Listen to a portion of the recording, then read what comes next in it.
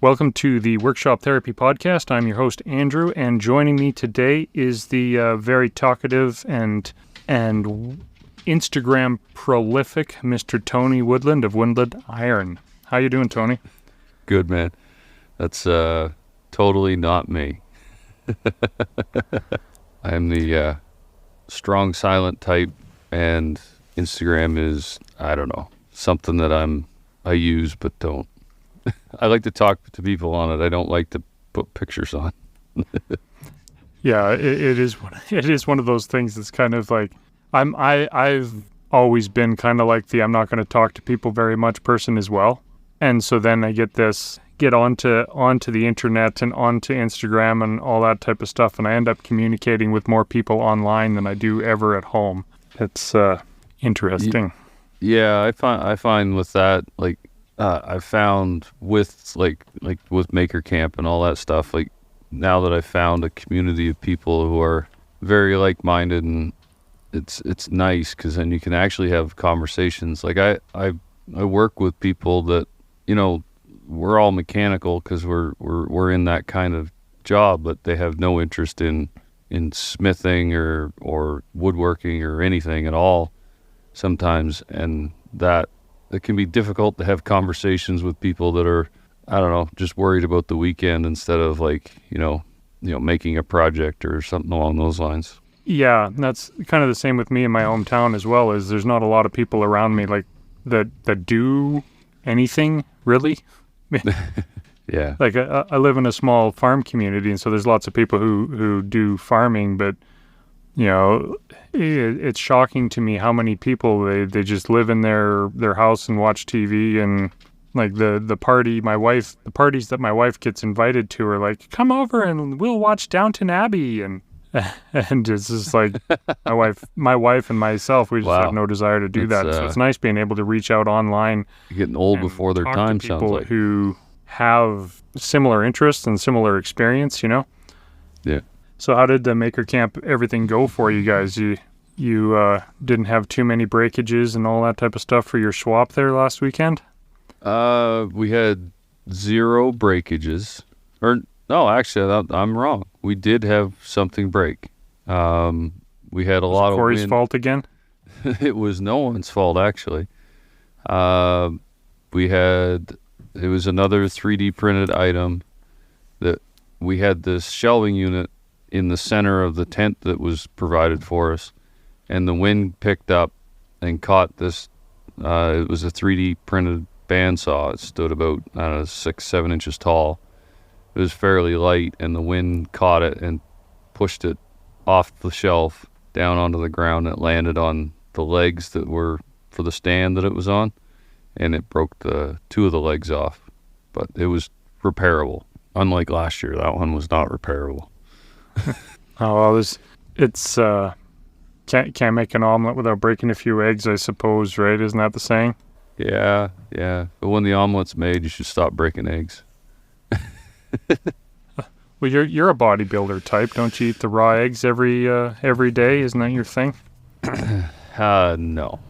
I think that's an old school thing. I think there might be some guys that still do it, but it's not a thing for me. My brother does it to bug his kids every once in a while. He'll accidentally drop an egg on the counter, and then he'll when his kids are looking, he'll just, oh, now I got to clean this up, and then he'll just lean over really quick and suck it up. Ugh, that's yeah. I can't. No, I couldn't do that at all. Yeah, no, I'm with you. So it always, every time I look at the whole Maker Camp thing on Instagram and stuff, it always looks like it's a pretty big party. How many people typically show up there? I think we've been averaging like the 700 range right now. I think that they're trying to keep the event small. Like they want it to feel like it did in 19 at the first one. That was, I think it was limited to 500. And I think they might have, I can't remember the numbers exactly now, but it was 500 or less people over the course of the weekend. So that still is a fair number of people, but I guess that's small enough that you can meet a lot of people and you're not overwhelmed by how many people there are there at the same time. Yeah, like you're never in such a big crowd that you can't move around. Like you're never like pinned into somewheres where you're like, well, I guess I'm here for the next hour. Yeah. So having that's as much as you want to meet new people and kind of develop a community, if you also don't want to be pinned into the same spot for the whole time either. Yeah, we've talked to a few people over the course of the since Monday, I guess, and there's a few people that were saying they had to kind of hit the reset button a little bit because of the amount of people.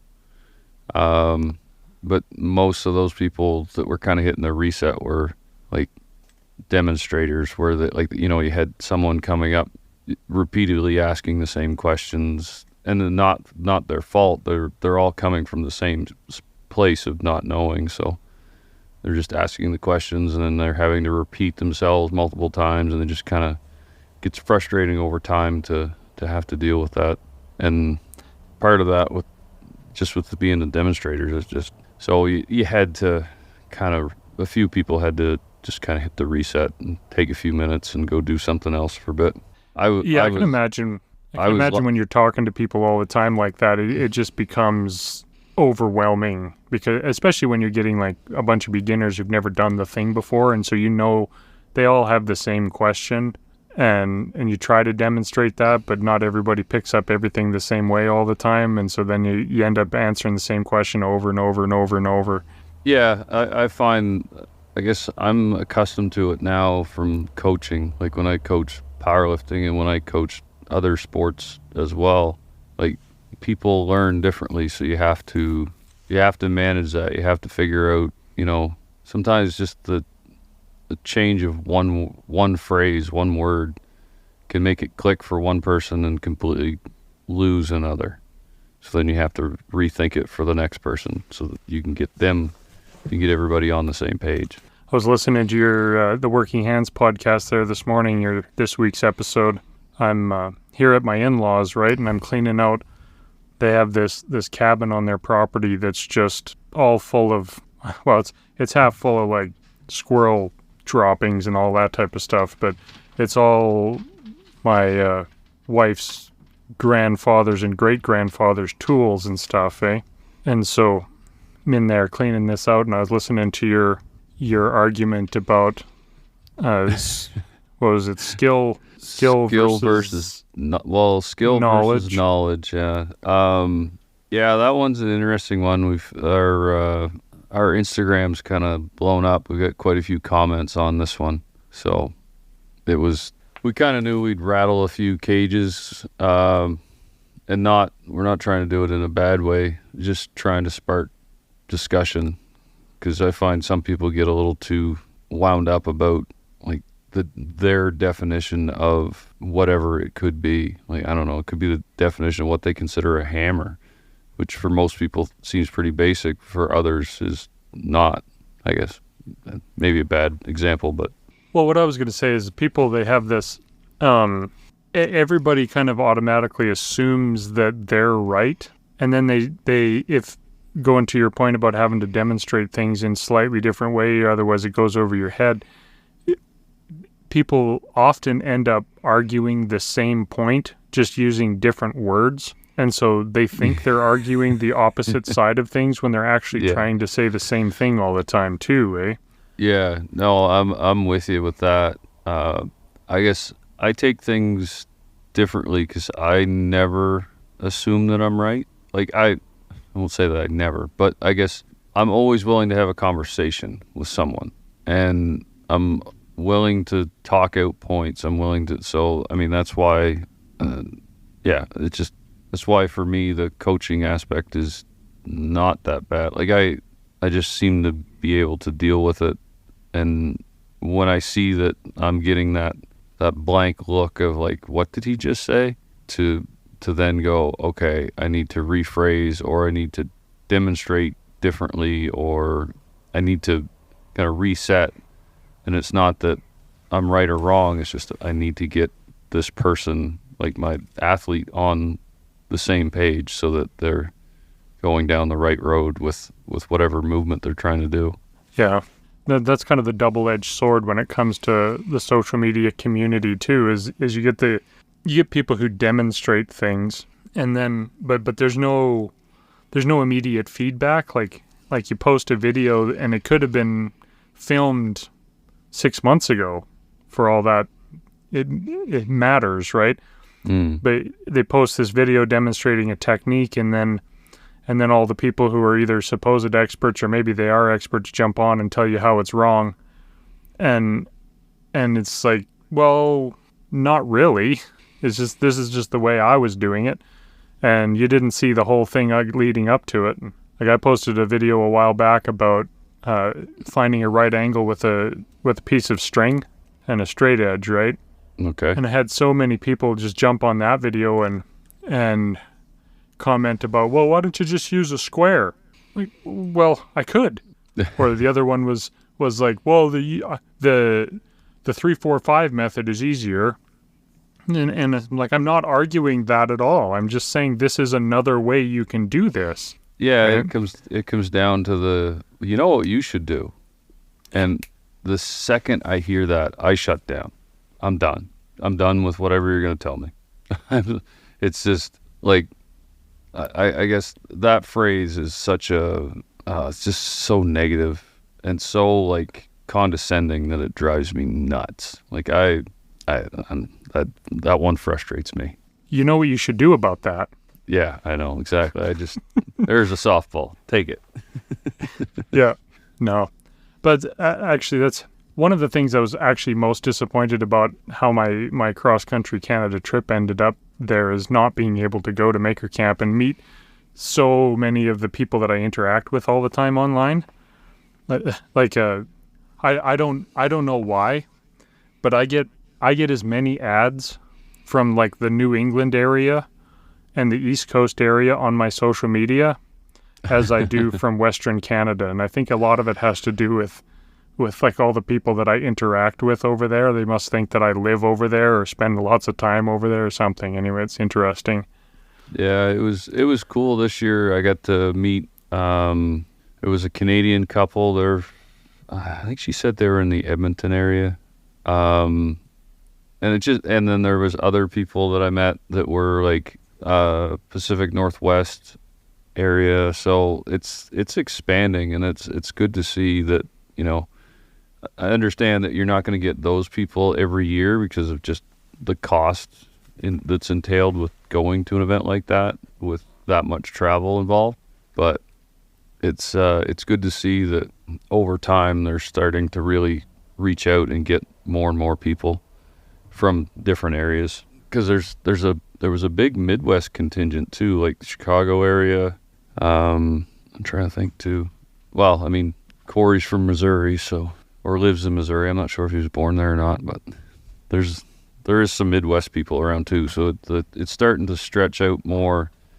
In comparison, there's a map there from the first year, and it's like it's got pins in it from where everybody's from, and it's like every pin is in the Northeast, and then there's a sticker associated to it, or a string and a sticker, and they'll have it all the way out to showing like California, but that's where the sticker is, so they can see who that pin is. You know what I mean?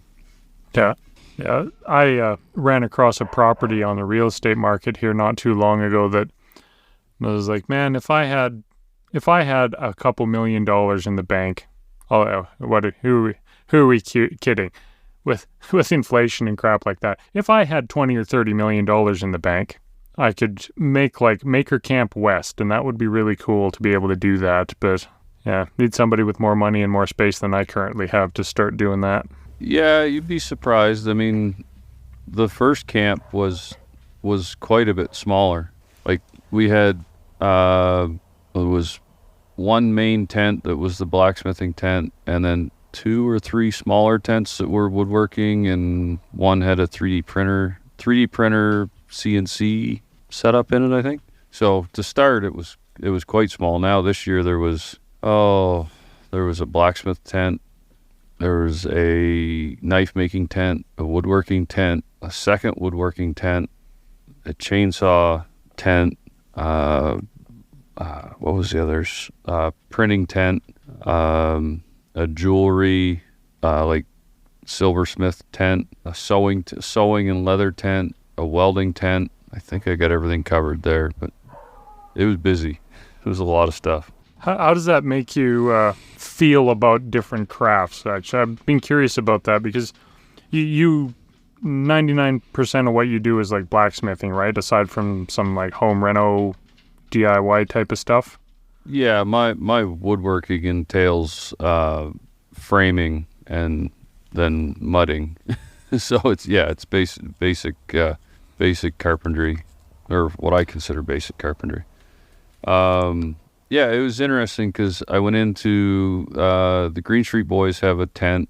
Then there was one of the woodworking ones, and that you went in and they did a project with you, which was you made a walnut. I think it was a 5x7 picture frame, which was a really awesome project. I was happy to do it, and that was kind of fun to. I think a lot of people were.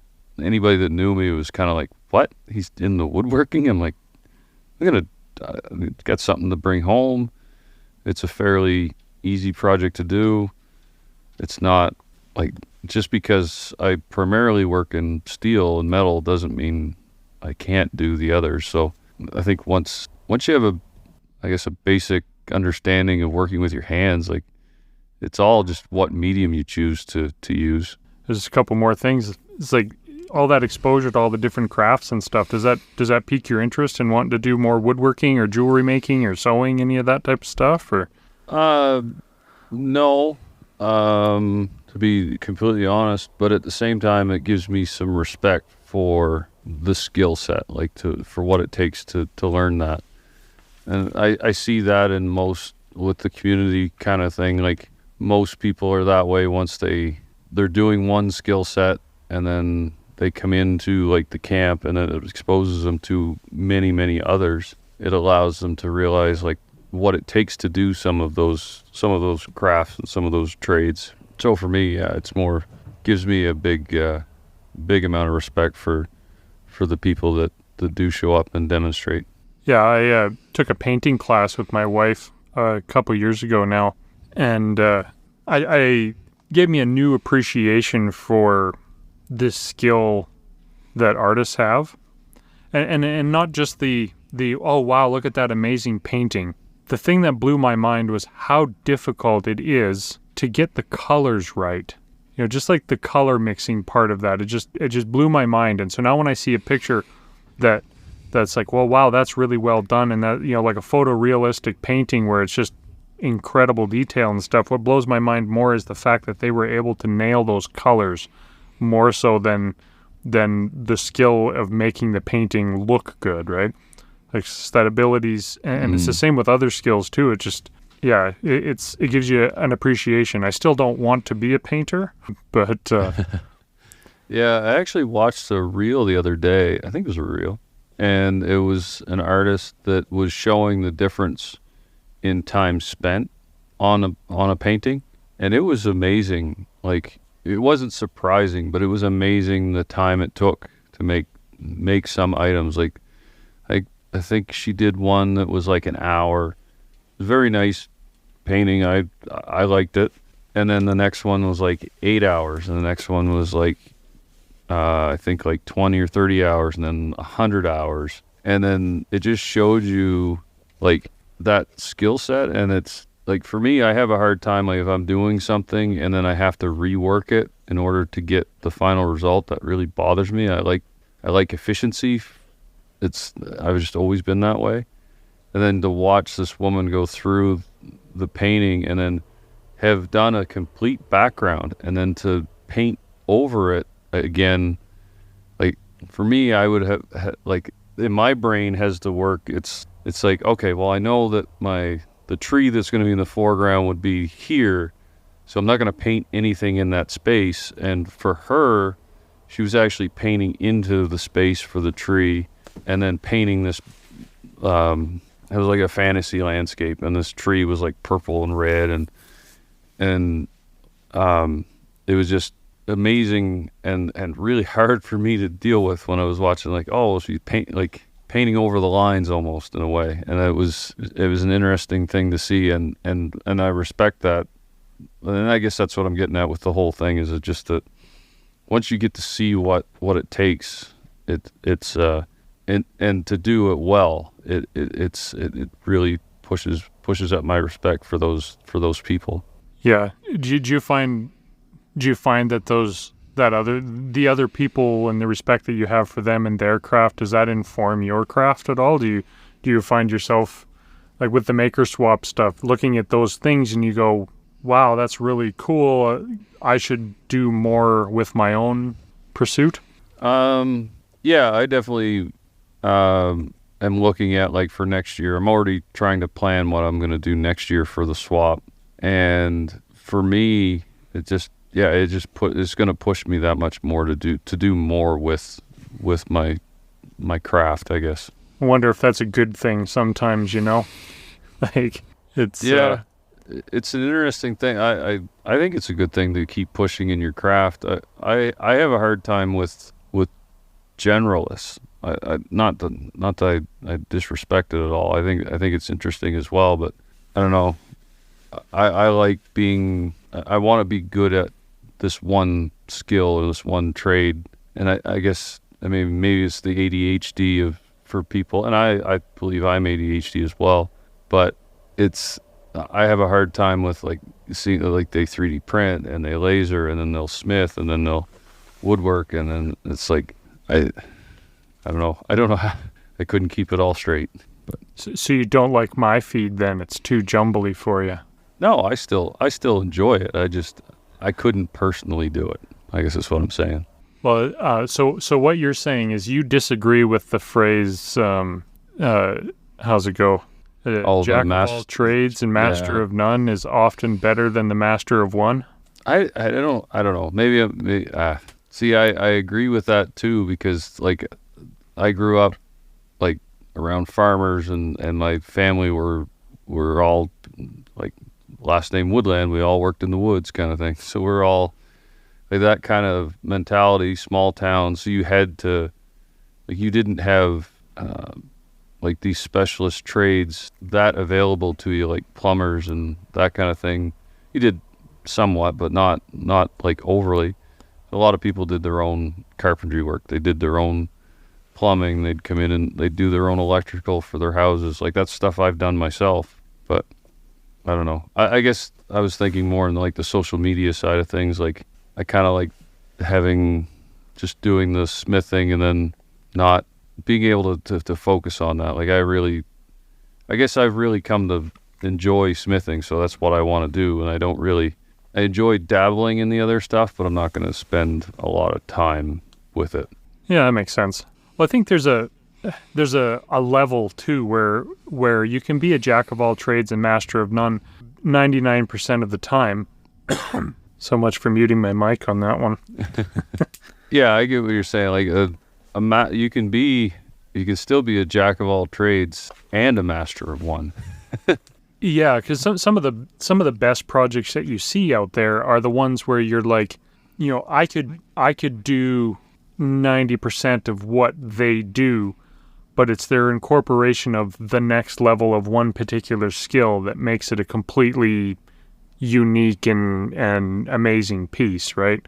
Like Jimmy DiResta, I think, is a good example of that. I mean, he's obviously very skilled in quite a number of things, but he's definitely no more skilled in any one of them than a ton of other people. It's the fact that he has, he's a jack of all trades, and he's definitely a master of a few of them, but it's that ability to take the mid to high level stuff and then next level with that, his particular expertise. You know what I'm trying to say there? Yeah, and he also has a mindset where he's willing to try, and he's also willing to fail. Like, I'm sure there's projects that he hasn't shown that have failed, but attempt number 2, he knocks it out of the park, or ends up with a project he's happy with. So that's one thing I've learned from him, is that, like, this is one thing he'll say, like, always say yes. Even if you don't know how to do it, somebody comes to you with a project, say yes, because then you've got the challenge of trying to figure it out. Well, if you never do anything that you aren't already confident in doing, you're literally never going to do anything, right? Because there's always a first time. Yeah, I deal with that a lot with my oldest daughter. She's very much me in a lot of ways, and I have a hard time doing stuff if I'm not going to do it perfectly. When I first try something, I want to be perfect right off the hop. I'm just weird that way, and it's taken a lot of years to kind of break myself of that, and I've and something like camp is definitely something that has allowed me to do that, because now I'm able to go and I was doing the different classes and stuff this year. I didn't do a lot, but I did a few. But like being able to do it in front of people that I respect and that respect me, it kind of felt like a safe space, I guess, for lack of a better term. It allowed me to stretch my legs a little bit and figure out and do different things. Like I did, talked about the picture frame, but then also the guys from Camp Arrowhead did the flint knapping, and so they would break the flint pieces and then they would basically hand them to you, and you could make arrowheads with them. And I went in one evening and they kind of did an after. They had their scheduled times, but then they'd do one evening session, after supper kind of thing. Yeah. And we sat down with them on, I think it was Sunday night. Yeah, it was after the rain, so yeah, it was Sunday night. And yeah, that was very interesting. It was something I'd never ever done. There was very little of any skill set that I have that kind of played into it, other than just being able to control the tool to do what you wanted to do. It's very different, because you have this little copper ended tool that you press into the side of the stone, and then you just kind of push and then break little pieces off. And it just has to be it's fine muscle control, but with a little bit of oomph behind it. Because you have to be specific on where you push, but then you have to push. So then you have to really put some power behind it. And it was interesting to do. It was a lot of fun. These guys were... I was going to say, one of the things about being at camp, I'm sure, is that you get into into the situation where you see all these people who are trying the new skill and learning a new thing, and they're failing at it. And it kind of gives you the confidence and the ability for yourself that it's okay to make a mistake. It's okay to fail at this. Last thing I heard was confidence. Okay. What I said was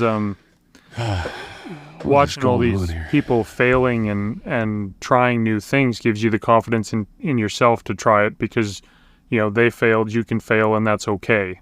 One thing I was going to say, though, before we wrap up, have you ever, did you read many books or listen to audiobooks, anything like that? No, I can never seem to get myself focused enough to read. I don't know, I've always had difficulty with it. How about audiobooks? I mean, I haven't really, but I can't see why I wouldn't, considering I listen to so many podcasts. And well, I was going to say, because you said you're kind of struggling with your daughter and being afraid to fail, and yourself with, got to get things perfect on the first try sort of thing. Yeah. There's a really good book by an author called Carol Dweck, so Dweck, called The Growth Mindset. And it's a really good book about intrinsic, extrinsic motivation, that type of stuff. And so about that whole, it's okay to fail, because through your failure, you're going to learn and be better afterwards. It's a really good book. Yeah, no, that's definitely something to look into. I find myself now, I'll be 42 later this month. I've gotten to the point where that's less and less of an issue, but yeah, that's definitely something I'll look into. I'll have to get that last name from you again, though. I'll put it in the show notes for people. Oh, okay. I'll send it to you in a message. Okay. Anyway, yeah. So thanks for jumping on. Yeah, it's a good time. And for the patrons who usually get an after show, the internet's been getting worse here on me again. So I think we're gonna have to forgo the after show. But there is the pre-show, so there is still a little bit of bonus content, I suppose.